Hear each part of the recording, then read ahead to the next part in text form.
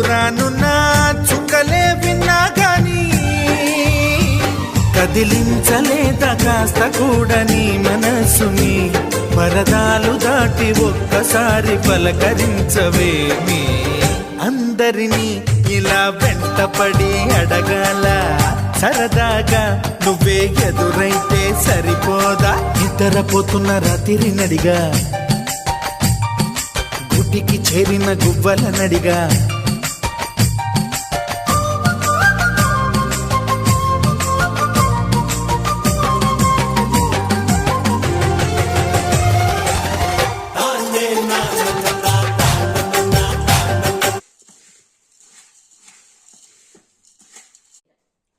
సన్నగా తరిగి పెట్టుకున్న కొత్తిమీర